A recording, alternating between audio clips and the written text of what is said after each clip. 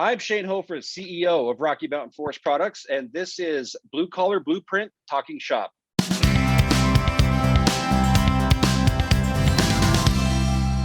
where I sit down and have conversations with some of the most interesting people that I meet in my day-to-day life. And today we have Kirk Moat with Rescue Site Services. I met How's it Kirk. going? Good, yourself? Doing great, man. Doing great.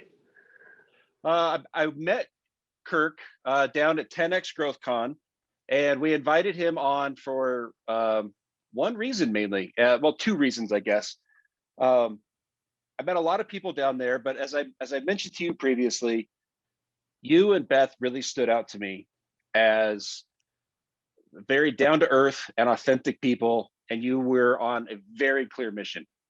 You know, some people fall into their business. I'm kind of one of them. You were very intentional about what you were doing, and that stood out to me. So I was like, I want to have a conversation with this guy.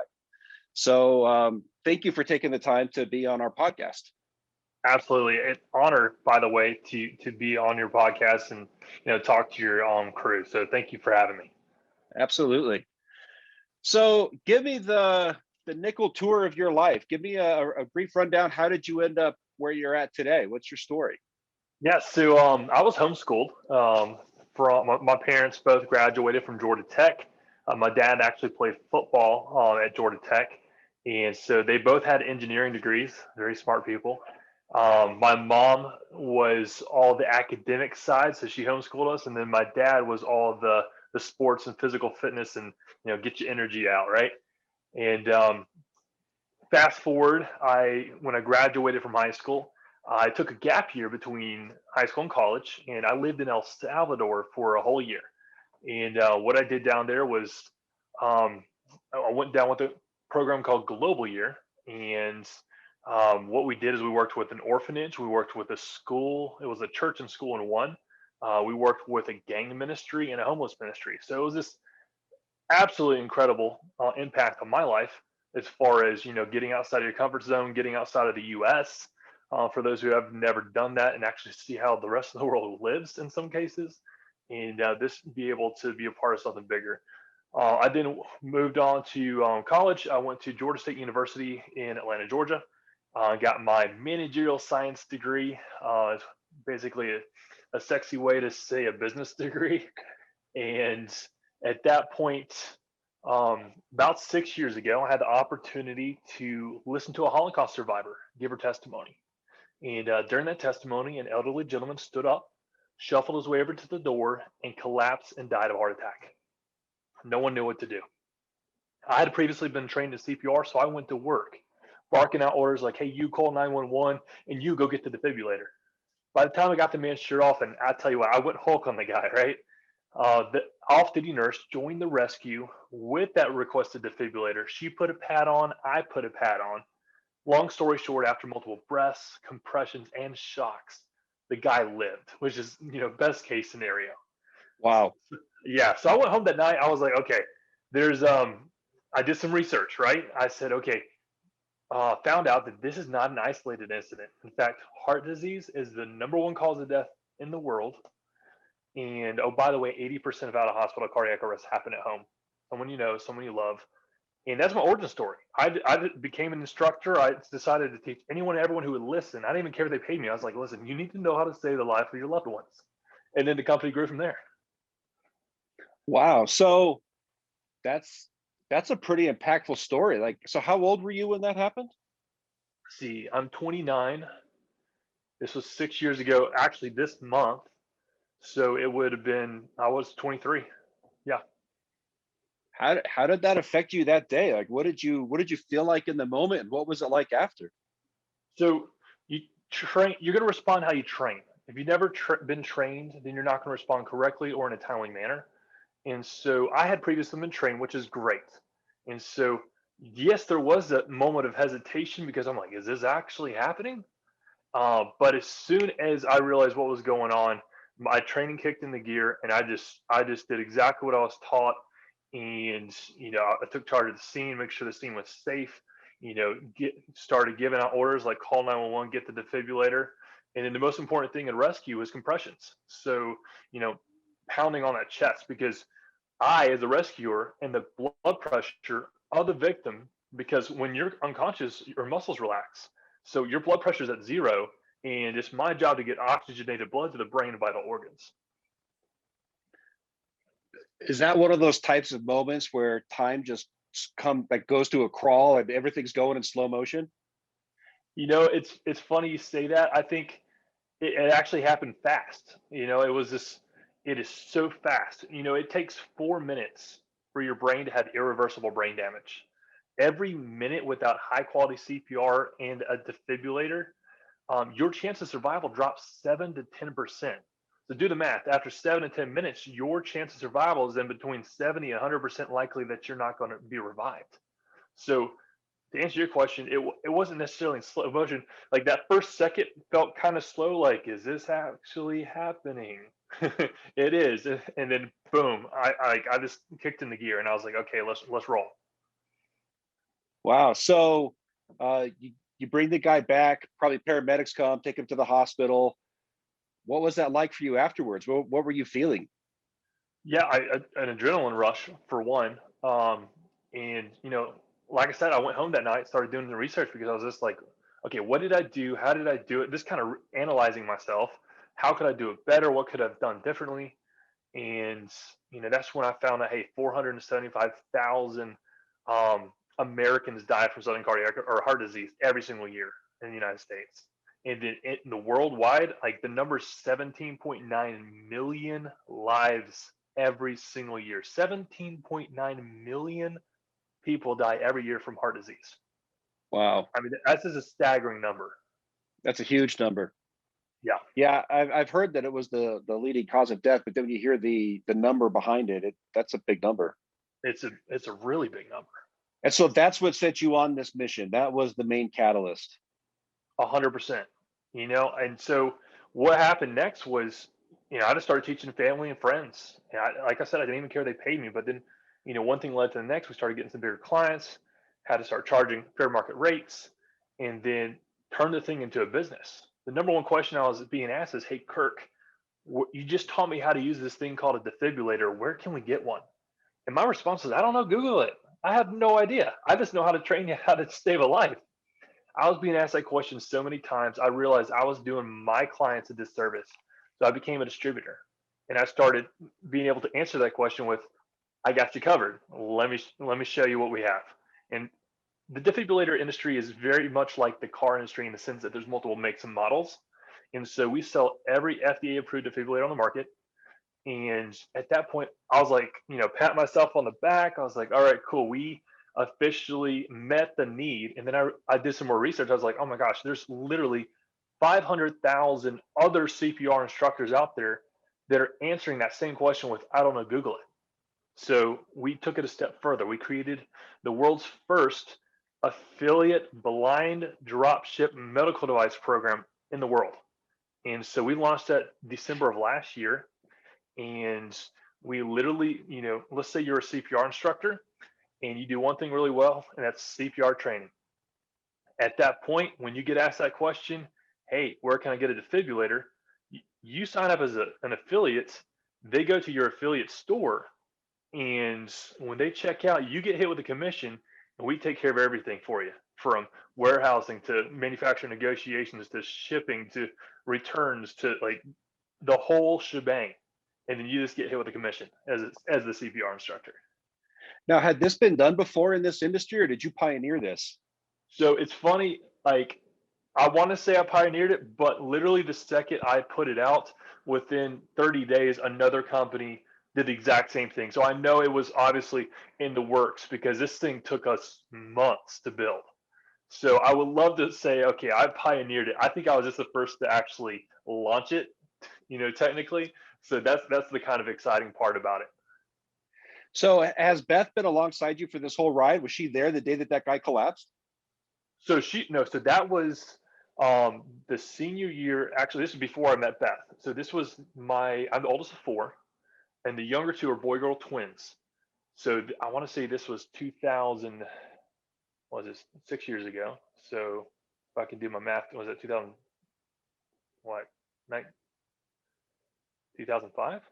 No, 15? 2015, right? Yeah, I think so. Yeah. Okay, so 2015, and my younger two boy girl twins were seniors in high school, and this was they were homeschooled as well, but they were at a co-op, so they go do classes for 1 day a week, and they have a chapel as part of it. And during that chapel is when they had a a Holocaust survivor come in, and they said, "Hey, Kirk, this is a great opportunity to hear a Holocaust survivor. There's that era of people, they're dying off, and you might be interested in checking it out." I was like, absolutely, sign me up. So I just came in as a visitor. It was a complete happenstance.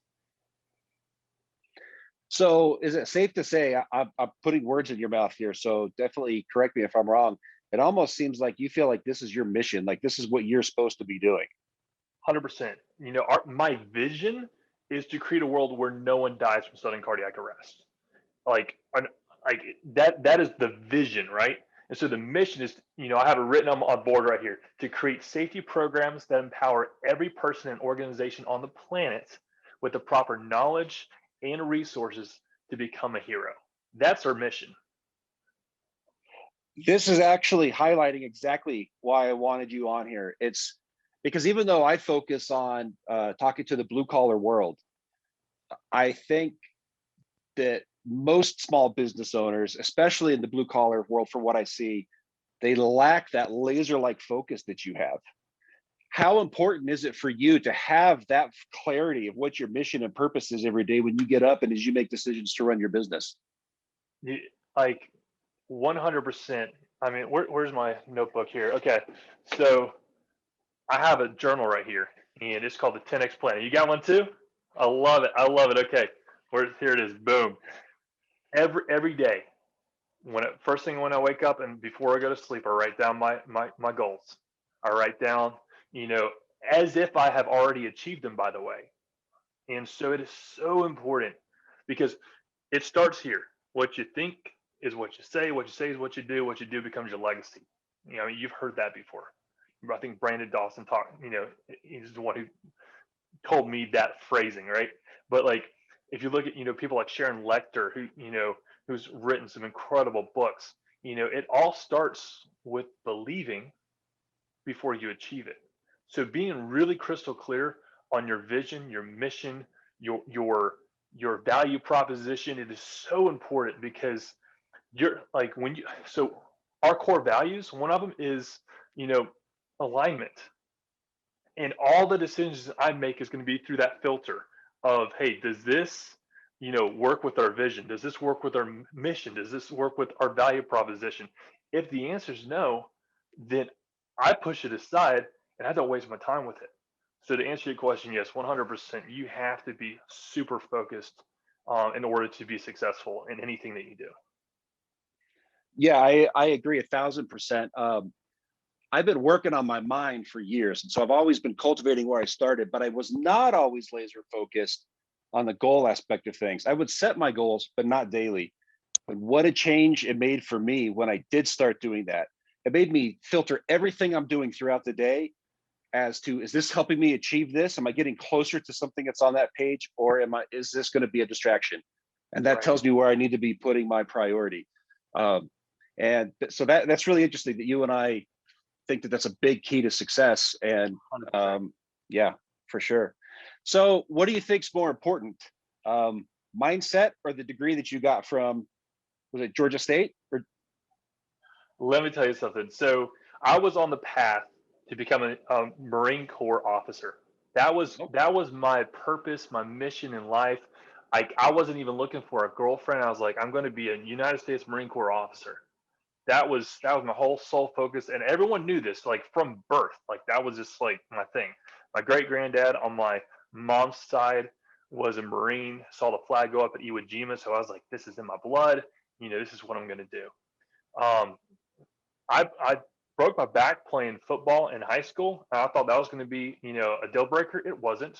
I'm perfectly fine now. I deadlifted over 500. I think it was 525 a few months back. It's like I'm strong. I've rebuilt my body.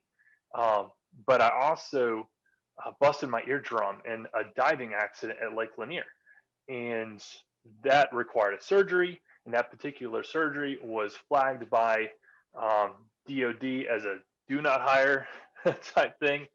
So that kind of shattered. And we're working through the process of getting waivers, and I spent 3 years after graduating from college, trying to make this happen, and just nothing was coming of it as far as getting that waiver. So I was like, we're going to focus on the business at that point, right? So, but to answer your question, like between mindsets and the degree, I got that degree to become a Marine Corps officer. There was very little things that I learned from that school. Um, you go to school for networking, 100%. You should choose your school, unless you're like one of the STEM, right? One of the engineering, math, any of that kind of stuff. So if it's like accounting, any kind of like specialty type of um, you know degree, that's one thing. But if you're just being like, hey, political science, business, like whatever, like I mean, it really is not going to do you as good unless you're doing it for a specific purpose. That's my opinion. You could have a different one, but the biggest thing I got out of the going to school was, first of all, I went through without a single bit of loans. I worked my tail off during the summer. I worked throughout college, and I was able to go through and get my whole degree without a single loan. I graduated debt free. I actually got married, went on a very nice honeymoon, bought an amazing ring. And by the way, you buy two rings. You got an engagement ring and a wedding band. I didn't know that. But I was able to do all that while in school debt free, which is unheard of. I mean, I still Yeah, get calls saying, "Hey, um, student loan calls," right? Like, and I mean, that tells you that the majority of people that have gone to school, they got loans, they're in debts, and it's a bad problem. But yeah, 100% mindset is going to be so much more powerful than any degree. Again, if it's specialty, that's a little bit different, right? But your traditional degree, this is kind of like higher education. I would say 100% focus on mindset. Get around people that are thinking bigger than you. Get around people that are accomplishing more than you. Get around people that are their business is further along than yours is, revenue wise, employee wise, all of these aspects. Why? Because you're basically the average of the people you hang out with. You've heard this. I'm sure you have. oh yeah, So it is so important. Like, do you want to be the top of the group, pulling everyone up to your level, or do you want to be the bottom of the group, constantly being lifted up? Like for me, I always want to give back, right? So like, don't hear me say that I don't want to be surrounded by people that are not as high on the journey as I am currently, but there's people so much higher than me that that's who I want to spend my time with, so that I can do a better job giving back. for sure. Well, so to the degree side of things, I agree with you 100%, and that's why I asked. I have we have 60 some employees here. Probably 2/3 have degrees, and most of them do not have any relation to the job that they're doing now, whether they're in sales or some people in our marketing department have degrees in biology or whatever. And it's not that a lot of times, this is kind of a separate topic. I could go off on a rabbit trail. I think people, like in that situation, that person got their degree in biology, went and worked in that field, and then was like, I'm not enjoying this. Yeah. And that's where I think that's I disagree with this pressure of like, I love the fact that you took a gap year between high school and college, figure out a little bit about yourself, because everyone has so much pressure. I got tons of pressure when high school was done for me. Get in school, pick your major, and go and do it. I had no idea what I wanted to do, and I certainly hadn't tried very much. And I wish that would be something that more people would do, and they would spend a lot less money. I always think of this one guy that came through here. He still hadn't accomplished a 4-year degree, but he had $250,000 in student debt because he had switched his major 3 times at a very large school. Wow. And It makes me sick. Like, why? How come no counselor was telling him, like, man, you need to stop switching your major, or just like, how did he get that deep? Like, here's this kid in his early 20s, has enough debt that he should own a house, and he's got nothing to show for it. Like, It's to your point, of course they're not going to counsel them to not. They're going to counsel them to switch majors again. Why? Because that's money in their pocket. You yeah, know, I mean, it's a broken system. It really is, and I hate that because finance. They don't teach financial literacy, which is the biggest thing that you need to know. You need to know how to make money. You need to know how to use debt properly, and like it's so important. And like you don't get taught that. I mean, what are the stigmas? Like you go to school to get a job, right? And so like that's the whole point of school is to teach you how to be a good employee. It doesn't teach you how to be an entrepreneur. It doesn't teach you how to, lead your family financially. Like none of that. And like when you look at all this money that has been printed over the past, what's 6 months, a year. yeah. I mean, what is it? 40% of the, I think it's over 40%. I think it's Like, 40%. Yeah, yeah, yeah, of the it's overall. Yeah, how do you? overall amount of US dollars that are out on the market, 40% were printed. And don't quote me on that number, but roughly 40% have been printed in the past year. Yeah, yeah, that's my rough understanding of it as well. So, like, how does that not have an inflationary effect? And most people do not understand the consequences of something like that. No, they don't. And they're like, oh, I just got $1,400 in my bank account. I just got $600 in my bank account. Woohoo! And I'm like, dude, all ships rise with the tide, you know? Yep. And so like literally the value, like so I was quoting someone the other day and it's like, man, your prices went up. I was like, yeah, you got more money.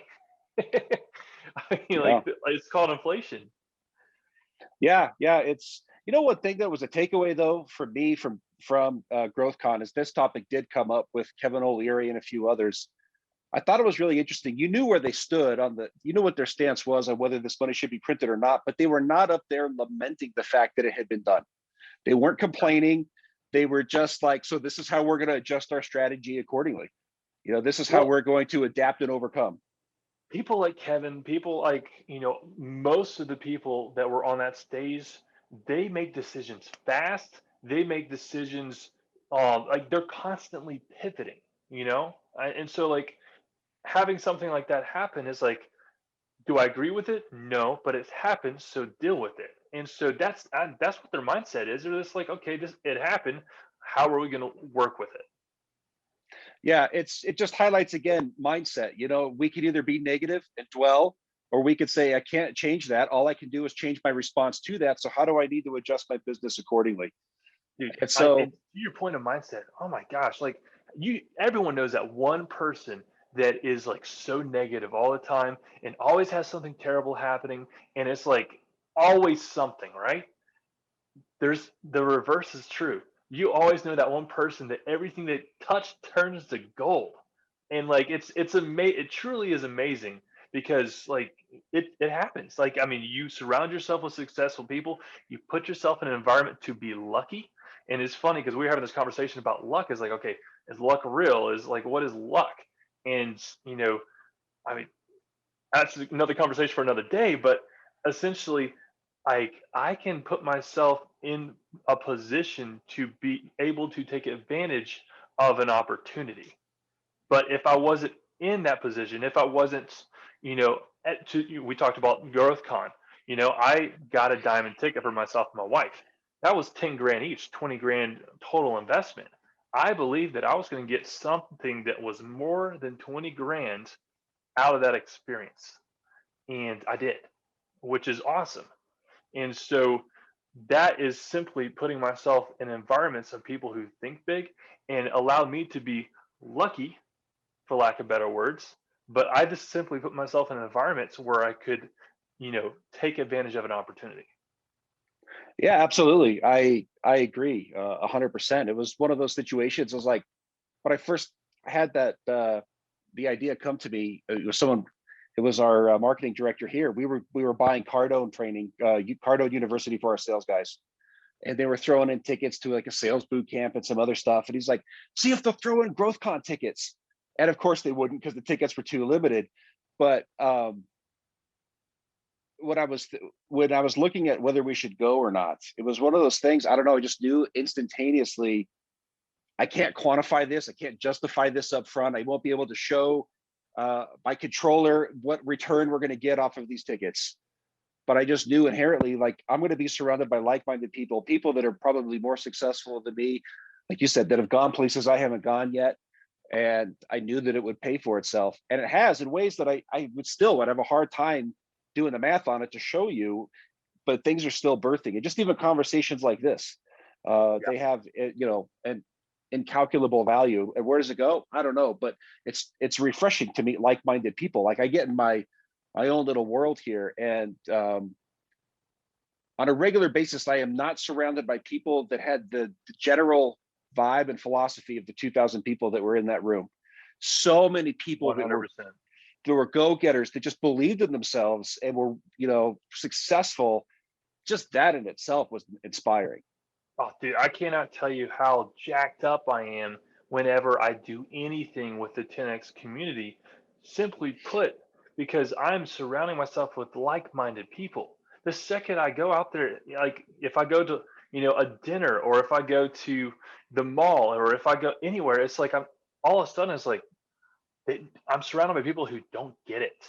Like Yeah. truly don't get it. Like, why are you working 24 hours a day? Why are you working on a weekend? Why are you working past 5 p.m.? Like, that's like, dude, those like you should reverse that, right? I mean, it should be the 5 to 9, not 9 to 5, right?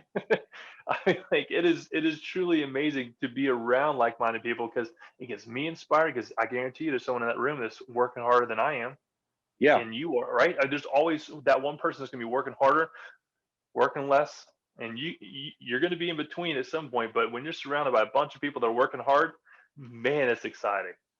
But I think the big divider right there that could sometimes get lost, it's not just about working hard. It's about working towards that passion, that mission, that vision. That's what gives you the fuel to keep going. If you're just trying to work hard because that's what you're supposed to do, that's when you reach burnout. And for me, it was You got to work. clarifying. It's both. It's both. You got to work hard and smart, and have it aligned with like when you are in the correct vehicle, and you have the momentum of you working hard behind that vehicle, man, that's when stuff happens. But if you just have one or the other, then dude, I can be working hard, hard, hard, you know, getting organized all day, right? And then guess what happens? No sales happen. No, nothing happens. Or I could be working smart and hire certain people to organize for me while I focus on sales or whatever aspect of the business you need to focus on. That's now putting both working hard and smart together, and the alignment with the mission. Oh, powerful.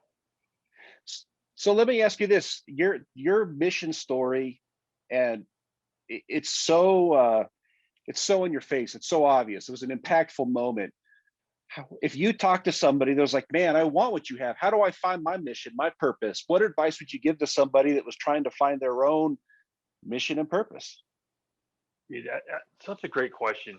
The podcast that I was on earlier today asked me a very similar question of, you know, about reaching your full potential, and I believe every single person on this planet has a purpose for being on this planet.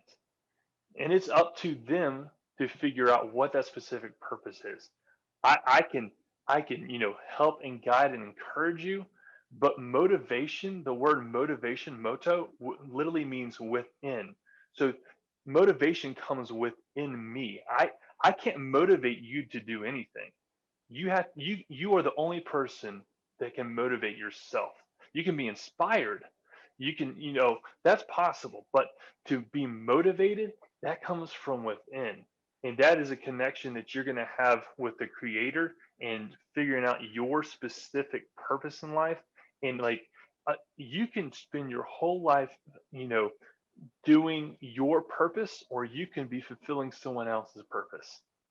And how sad would it be? There's a great quote by I forget which president it was, but he talks about being in the ring as a boxer, and the people that are talking about doing it and whatnot. The armchair quarterbacks.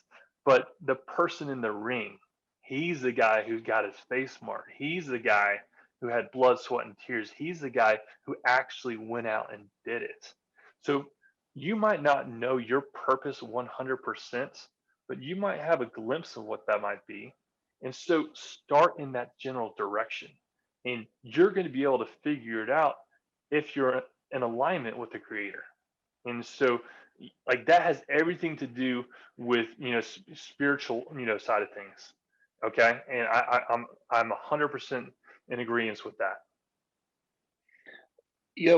One big similarity from everything you said to what my own philosophy is, I feel like everyone here ultimately, they want to do something great with their lives. And somewhere along the lines, people jettison their ability to do something great, something that is like truly impactful. There's probably a desire, I think, in most people, they want to make a global impact, but they're buying into the fact that they can't. And maybe I'm wrong. Maybe not everyone's purpose is that big, but I feel like as one, I started to really allow myself to think bigger than I thought I could ever really truly achieve. That's when I started to find that inner motivation. And that's when my actions started to align, like, yeah, I got to keep going. I got to keep doing more. I was achieving big things by certain people's standards, but I thought I was burning out and I was bored. And it was figuring out that I wasn't thinking big enough. It was a guy that works here. It's just like, man, maybe your game's not big enough. And that was when I started to let this like, all right, it was a Grant Cardone book talking about, don't worry about the how, just start writing down your goals. It's a bit like what comes to you. That really clicked with me. And what was coming out on that page was way bigger than I thought I could achieve. But it felt good. It's just like there was something inside that was like, man, maybe I should be chasing something that seems that outlandish. And like I'm still to a point on some of those things. Like if I want to go and say to people, I'm almost afraid to like talk about how big it is because the world is just like, you can't do that. And at least the people in the room at TEDx, the naysayers. And so go ahead. Yeah, that's awesome. No, please. I want to hear what you're saying.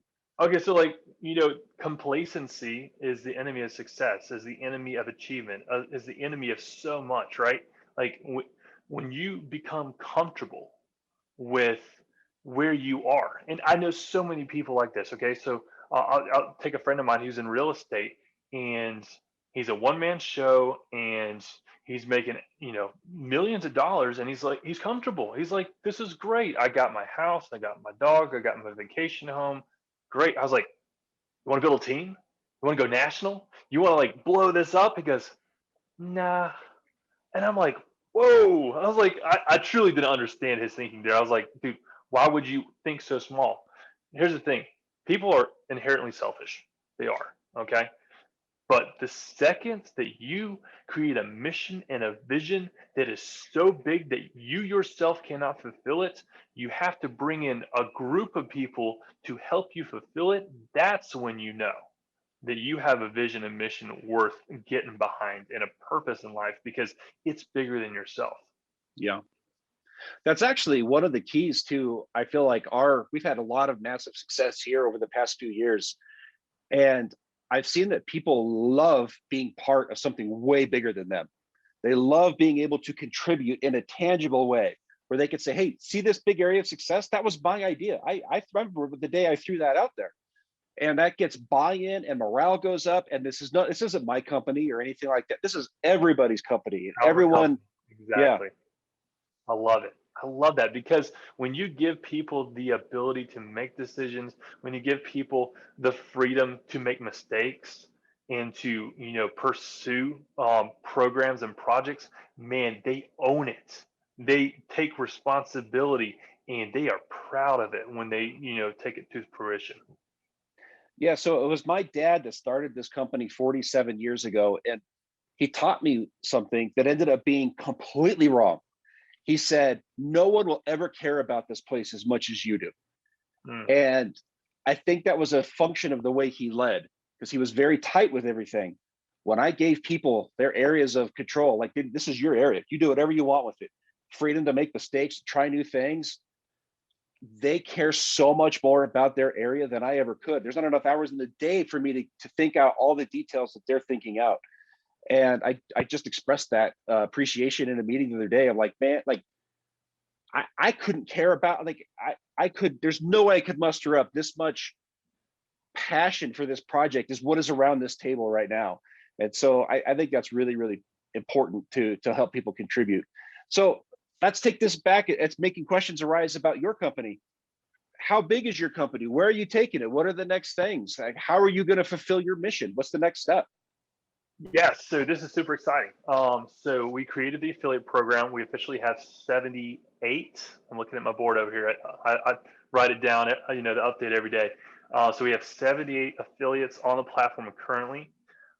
We are looking in partnering up with another company that's going to bring it to thousands of affiliates, and then we're going to create basically a powerhouse for this industry where we marry services and products together, and we're this, you know, basically serve the entire world. So through this Rescue Site affiliate program, we've launched it here in the US, and we're in the process of launching it in Canada.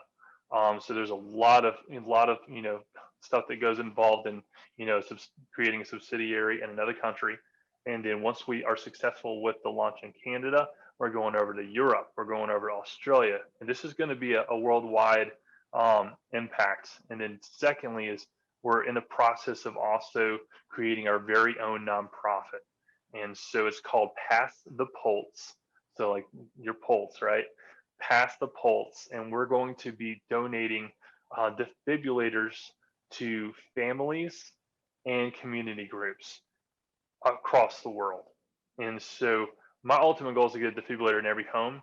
The Pass the Pulse mission is to get defibrillators into the homes of, you know, families, whether it's a kid or a parent or grandparent that has a heart condition. The doctor prescribes them a defibrillator, but they can't pay for it. And so we're going to put that in their hands, but we're not just going to give it to them and say, hey, here you go. We're going to make sure it's properly managed. So pads and batteries are consumables that expire. We're going to make sure that we maintain it for them as well. We're also going to give them training. We're also going to provide software such that, you know, the defibrillator itself is ready to rescue at all times. We monitor any sort of recalls. We monitor any sort of um, changing in the laws and whatnot. So like, I mean, it's super encompassing. There's other programs that donate defibrillators, but not nearly to the extent that we're going to do it, because we want to make sure that our defibrillators that we donate are fully ready to rescue in the hand of a trained volunteer responder at all times. That's fantastic. So do you have a benchmark that you're trying to achieve by the end of the year or a given time frame? As far as Pass the Pulse or Rescue Site or both? Either, just something to share with the world. Put it out there. Yeah. So biggest goal for Rescue Site is to hit the $10 million mark of revenue, which I think is very, very doable at the end of this year. And then for Pass the Pulse, you know, I would like to be able to donate, you know, at least 100 defibrillators our first year, which would probably technically be a half a year when we finally get everything up and running. Fantastic. That's really, really cool. Um, how do people find out more about you if they want to check you out, maybe support Pass the Pulse, or just somehow follow your journey? Yes, so I'm on LinkedIn, Kirk Mote, Kirk. Last name is Mote, Mote. For me personally, for anything business related, it is Rescue Site Services. That's Rescue Site spelled SITE Services. And so you can find Rescue Site Services on LinkedIn, on Instagram, on Facebook. I have a YouTube channel. Don't judge. I just started it. It's kind of in the works. So Rescue Site Services, all things, any social media. If you go to rescuesiteservices.com and hit the store tab, then that'll redirect to our affiliate program, and anyone can sign up for free. Again, it's 100% free, and we want to put defibrillators in the hands of everybody. So if you want to purchase a defibrillator for yourself, whether it's for your home, your neighborhood pool, your community group, or even office that you work at, like, I would highly encourage you to go through this program. whether you do it for yourself or for your business. That's just, a huge thing I would highly encourage anyone to do, because that's my passion project. We want people to know how have the knowledge and the resources. So marry the two, knowledge and resources, to become a hero for their friends, their family, or a complete stranger. Awesome, man. Well, I think we're going to have to check back in with you. You got great stuff. You're a very engaging guy to have on, and we need to follow up and see how your goals, visions, dreams, and mission are all coming together. So, would you be willing to come back sometime in the future? Absolutely. Let's do it. All right, fantastic. Well, thank you very much for taking the time to be on, and we'll get you we'll put links to all of your stuff in the descriptions everywhere we get this posted, and we'll let you know where it's at so you can see it yourself. But everybody, Kirk Moat with Rescue Site Services, really enjoyed the conversation. Let's stay in touch. Awesome. Appreciate y'all. All right, man. Have a good night.